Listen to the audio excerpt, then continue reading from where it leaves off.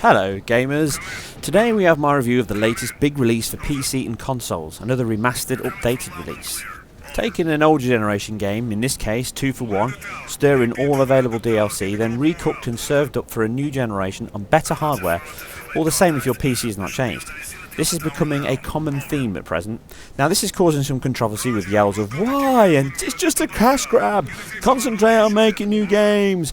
The thing is, it's like any game. These games are not forced on anyone. Tomb Raider, The Last of Us, Sleeping Dogs, this. A lot of internal research and development happens anyway with new hardware or first projects on such, and these kind of projects tend to take smaller teams, mostly consisting of programmers and some artists, with most aspects staying as before, with just a fresh look of paint, some tweaks, and away you go.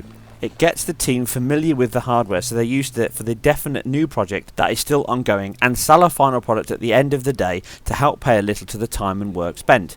They basically have a vested interest in this. A game's development covers many areas and does not need the entire team working on it from start to finish. These remasters, or HD versions as they were known last gen, predominantly do not affect the ongoing future projects of a team. This one is a little different and the same. Let me explain. First we have the older of the two Redux games, 2033. Based on the original novel of the same name, this was released on PC back in 2010 and the Xbox 360, and it was a real showcase back then, stressing the best hardware, mostly down to its use of tessellation, DOF and volumetric lighting. It was a game that was made by a small team at Forhay, whose previous work, or at least previous members, was responsible for another cool PC classic, Stalker, and they wanted to push some nice real-time tricks. Back then it looked great but ran poor, even on good hardware. Now the original looks a little old and bland now, with some funky controls and AI and other areas that have not aged very well. Here the team have taken the engine from the newer and better Last Light, complete with updated lighting engine, physics, character models and assets, and even AI and gameplay, and ran the old game in the new skin. It adds a lot to the game and takes some things away or alters them, for a far superior overall textures, lighting, controls. Even the mass wipe and watch are all very welcome improvements to the game, and it is a game that feels vastly elevated for it. The story is the same, the characters, although some look different from their updates on their Last Light models, but the feel and presentation is superior to the older version. You still play Arton, a prisoner underground like all others in this post-apocalyptic Russia, after a nuclear holocaust wipes out pretty much all life, leaving it a barren wasteland only hospitable by the now dominant mutant creatures, and mankind is forced to live underground in the metro of the title, with the same overcrowding as usual, but at least entry is free. You enter the story as one of these ragtag refugees existing here with other straddled men, women and children. Very early on you're introduced to Hunter, a hero amongst men, with a large helmet and dead eyes. You make this random stranger a promise, oddly, and this then sets you off on your perilous journey. What then entails is a solid and atmospheric tale of survival and friendship in this harsh world where, as usual, the threat from the mutants and the strange Dark Ones is not the only danger, with man being the most troublesome of all, fighting for control in opposing camps and taking no prisoners. Well, mostly. You meet new people, you trade ammo, and be careful here as military ammo explodes when used and it is more damaging, but it's worth more as a trade-in for normal ammo, better weapons and upgrades. So it's best to keep this and use it at the shops dotted around the outposts. The game plays with a strong stealth mechanic, with a hint of the darkness cover, and it works really well. If you played Thief, firstly my condolences, it has a similar feel with darkness being your friend, turning off lamps, flicking down power or simply shooting out lights. This makes it easier to sneak up and kill your foes, which also pops up its first issue. The AI is improved to Last Light levels, and now they no longer have an all-seeing eye to find you when discovered. Running and hiding is still an option, but it's still a little bit random. You can be staring a guy in the face with him unable to see you. It's bad when it happens, but overall the stealth mechanic is great and it works really well. Saving ammo and bumping off in the night is really the only way forward. If this is your first playthrough, then stay clear of survivor mode. It will frustrate and annoy you as you have to be careful with ammo, filters for your mask in contaminated areas, and it can be tough, even putting you in safe positions where you have no filters left to breathe in these areas to clear, trapping you in a Groundhog Day checkpoint situation where you just die because you can't finish it, meaning you have to go back and restart the level and redo the whole area again. It's annoying, and it's an area that should have been picked up really in these Redux versions, along with some of the questionable checkpointing that can grate a little on longer sections. 2033's atmosphere is built up by its darkened and smoke-filled tunnels and bunkers, making the brief soirees into the open world far more impactful and a real change from the gloomy, depressing world you are forced to live in below. But all this beautiful sunlight, one of the biggest changes from the original release with updated global illumination, lighting, objects, textures with dynamic weather, comes at a price. It is a rough and deadly place with creatures ready to snap you up, with wild mutant wolf dog half-breeds, little snipping babies and even a winged version that is very deadly indeed. Stay out of its range. To make matters worse, you engage these nuclear pooches that will howl and call others to your whereabouts, making the whole stealth and sneak side even more compelling and believable. You are left to feel helpless and weak in their presence, and you sure as shit do. Sometimes the combat can feel a little clunky and the AI can be a bit predictable, with on-rail sections being the worst culprits of these. The game has some mild horror elements and all in all is a much somber and slower paced survival first person shooter.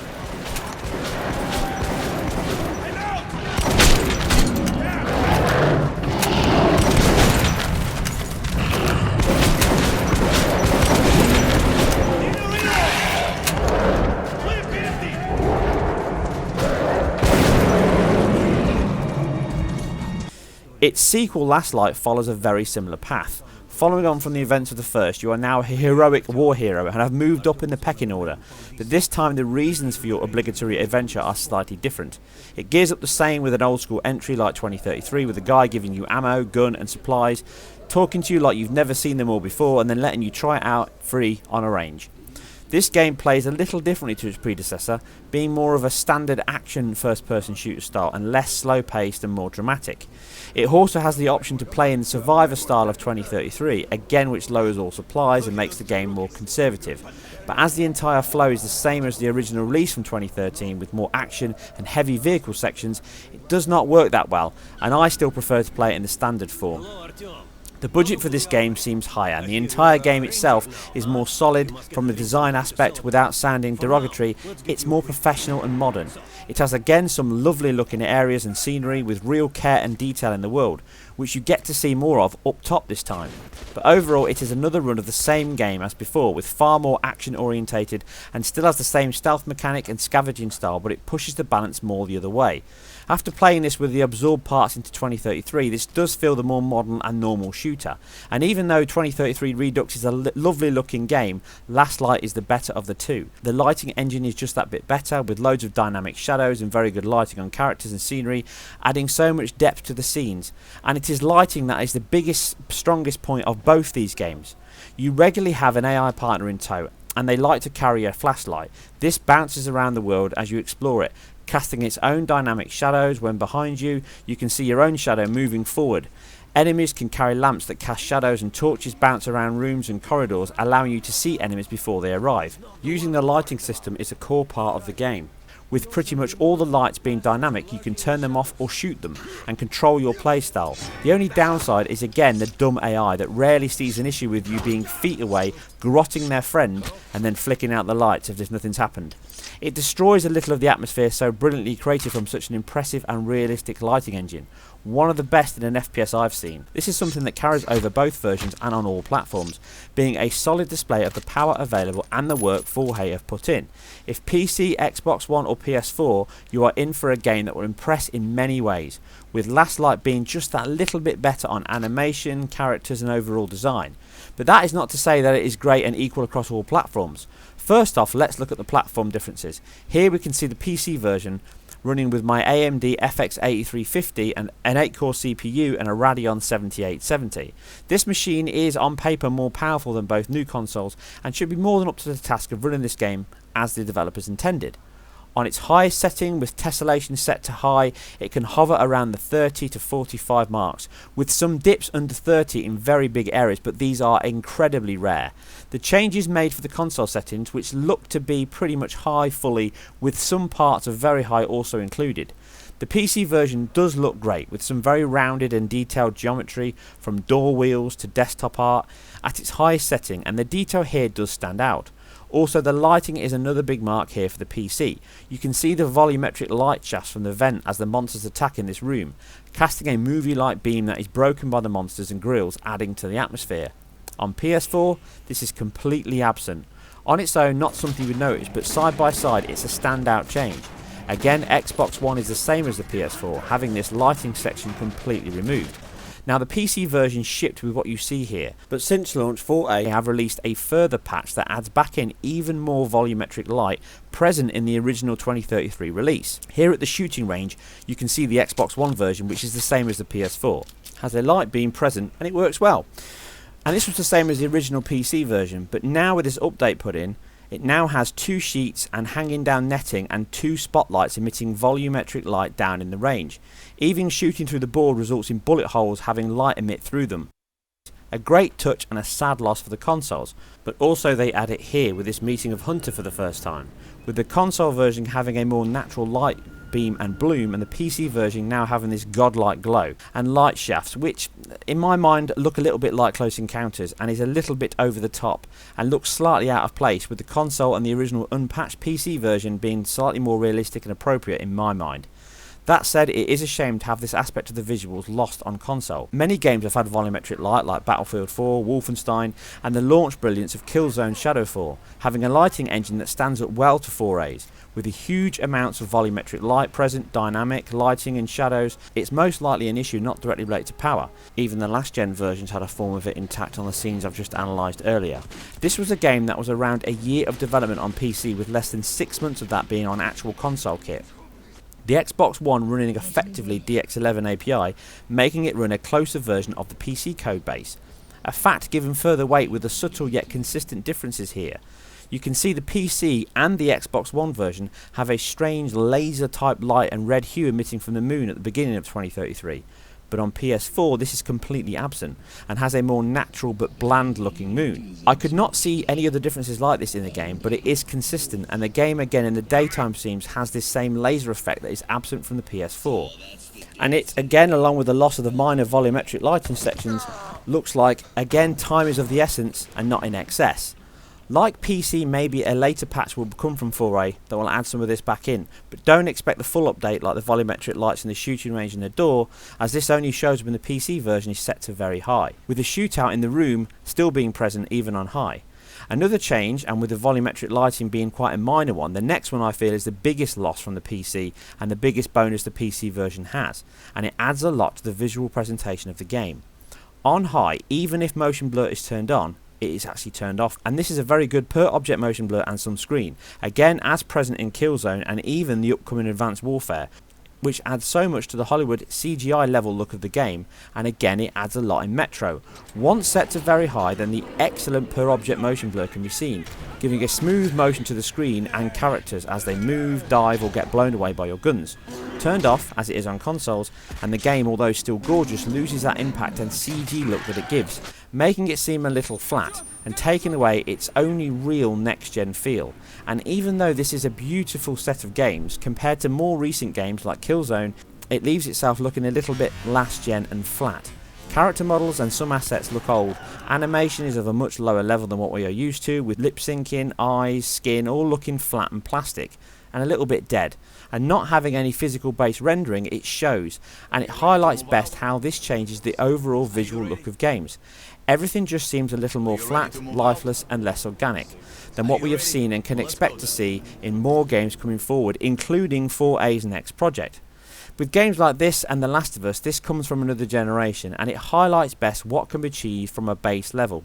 Not that I'm saying that this is bad or poor, as nothing can be further from the truth, but at times its older roots show through and stand out like a tongue, or maybe sore thumb. At times it can look stupendous, and at others not quite so much. Look here where the hairline of the character is actually just the whole thing is a texture on his little head. There is no hairline at all involved. But this is not everywhere, and overall it is a stupendous looking game with dynamic shadows, dynamic lighting and great physics that look and feel very impressive and very immersive. The scenery and the areas around can be shot and react to bullets and impact just like they would in real life. And there is a good level of light reflection on characters and objects on the very high setting on PC, but this is all pretty much turned off on high, which is the setting the consoles run. just losing the extension of this to the NPCs and the world they're in. Now this is basically 4A's version of a very low level version of physical based rendering. It just makes everything react a little bit better to light, but what it ends up doing is making people's clothes, trousers and jackets all looking very shiny like a wax jacket all the time. But it does work in places and other places not so much. So we get everything from high on console, losing out on the tessellation like I say, and obviously the small sections of volumetric light. But the biggest loss by far is the per object motion blur. You can see it here in this scene, and again on console they both seem to lose that impact that is visible on the PC version, and it is a little bit of a sad loss. But we do get a locked 60 and 1080 on the PS4 and a 912 on the Xbox One. With it being such a dark game in very many areas, the resolution difference is pretty minor, and even side by side you have to look for it in places. You can see it in much brighter areas on the surface top, and you can see it on edges and aliasing, but it's something that is running a post-processing solution across both of them anyway, like FX8A, and it looks good, but it's not the best we've seen. Super sampling is an option on PC, but at ultra levels without this you are still running sub 60 anyway, so this is a trade-off you can use yourself and each individual user can choose. At the same setting as console with the same VSync active, we get a near locked 60 and close enough to be the same, but it does have dips on the system I've just talked about and my system that we're running it on here. Aside the resolution difference on the PS4 and the X1, which is around 40% more pixels, making it sound like a much bigger difference than it actually is physically on the screen. But as I've said, it always sounds more in paper than it does in real life. The image quality and the aliasing is still present on the PS4 and the PC version at 1080, so you can have an image that looks slightly crisper, but playing them in isolation you're not really going to notice it, but side by side you have to look to find it, and in certain areas and on certain aspects of the game like specular reflections and outdoors you are going to see it easier. All this is proving that resolution is sometimes should be further down people's needs on a game. Example is, I would have taken 900 or thereabouts on PS4 and the motion blur being added back in rather than a native 1080, as it adds more to the look and feel of the game, and it is far more noticeable than the bump in resolution. With the upscale to 1080 on both consoles when needed being a pretty good solution all things considered. Again on Xbox One this is a sacrifice that may have been one stretch too far, taking a drop to around 700ish with motion blur, but highlights the kind of compromises that can be done and come from the rush for resolution and resolution only. Don't get me wrong, native display is great, and where it does not impact on the overall visual niceties it certainly should be strived for, but this example and the timescales that they had highlights that sometimes the price can be far higher than the benefit. Aside this, we have a like-for-like presentation on both consoles. Aside the moonlight discrepancies and the specular reflections I've just mentioned, both the texture quality, the lighting shaders, the shadow detail and geometry on characters and scenery, even some of the specular reflections and screen space reflection on water is identical to each other on PC and on consoles, even on high for reflections. There is some minor points where the shadows can look slightly more jagged on Xbox One, but these could be a result of the slightly lower resolution. But aside from what I've shown and the resolution difference that we've just mentioned, they're pretty much an identical presentation across both, and it makes the choice pretty easy. Both machines deliver a solid 60 FPS presentation, delivering the same moody, bleak, intense atmosphere, which in turn is the same as the PC version that, dependent on your hardware, can have some extra nice features. If you have a high-end machine, then this is the recommended version due to the motion blur, in my opinion. If you don't, or you have something that's lower than what I've just mentioned now, then really the console version is definitely the better one to choose, as it is equally visually impressive and immersive, but it has performance that exceeds the PC version. Both games, more so 2033, can be an acquired taste that do not follow the standard AAA action set-piece formula, and it makes a refreshing change that some will love and others may not. It can be a slower, more suspenseful game that you have to take your time with, sometimes dying a lot before you learn the routes, and it does not hold your hand or make it easy for you, which is something that I love, but others may not. You know if you fall into that category. If I can give you a tip, when you are alone and you're not sure which way to go, pull out your compass and lighter, as it will guide you in the correct direction, which helps when all things seem lost and impending doom looms overhead. Overall, this is a great update and hopefully one that will bring the team at 4A's talent and style to a larger and more deserved audience. Any team that can create such a stunning duet of updates like this with such a smaller budget than most AAA games and a small window, and more importantly in a war-torn country where just getting the development kits into them was a mission in itself, this is the kind of passion and determination that must and should be applauded. That said, I cannot help but feel that this would have benefited from a few more months and could have got at least a motion blur into the console releases, and for me it would have been worth it. But what the team has done in 6 months is a great achievement indeed, and getting wrapped up in the big Christmas launches would have been a bad idea, as the game would have been lost and it would have lost all chance to get seen and viewed by more people and play, as it definitely does deserve. If you have never played 2033 and like this style of game, it is most certainly worth the cheap asking price. £30 retail across all platforms and £15 if you want to try just one of them. Even digital versions have the same price as retail, which is a step in the right direction. Last Light is more of a standard polish for the original release that makes sense if you have not played this, but overall it is the same game in a prettier skin. Less so on a high-end PC version, but it's still a great game and one I can recommend to any first-person shooter lovers out there for something that is a little bit more left of field. And it makes sense if you have not experienced one or both of these games. 2033 is obviously the one that makes the most sense because it has the most visual updates and is the one most changed. Now that both games share the same control system, menu system and combat, it does feel like you're playing the same game from both, and it has changed a lot of the aspects of 2033. Used to be you had cutscenes that were not first person, but now they all are. And this all makes both games seem a more consistent vision of what the team planned in the first place. And they are games that I can highly recommend if you love these type of first person shooters. And that is a decision that only you can make yourself. If you've already got Last Light on PC or even on the older consoles, then this isn't really going to make you reevaluate the game. It's very much like the same game in prettier skin. If it's a PC version, it's not that much different. 2033 has had all the improvements from Last Light, but it still has the stealth and slower paced survival aspect that was present in the original release. Really, all I can say is, if you like these kind of games, then you have to make that choice yourself. I myself do, therefore I think they're worth the money. But you've now got the option to buy one or t'other, so that can't be bad. Well, I hope you enjoyed this review and its comparison, and I hope I answered any questions you had about these versions across all platforms. As always, if you enjoy this or any of my other content, then please hit that sub button, as it helps me a lot and I really appreciate it. Like if you did, and comment below on this review, your thoughts, and if you've even got these games, what do you think of them? You guys and girls take care, and I will see you soon on the next one. What?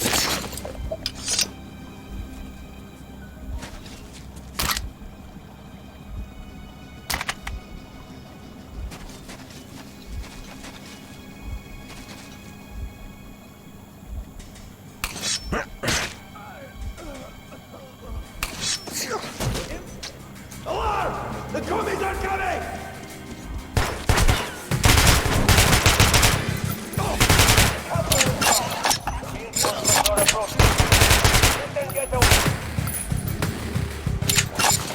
Alarm! In here! Damn! Gracious! Get! Okay! Gonna make them pay!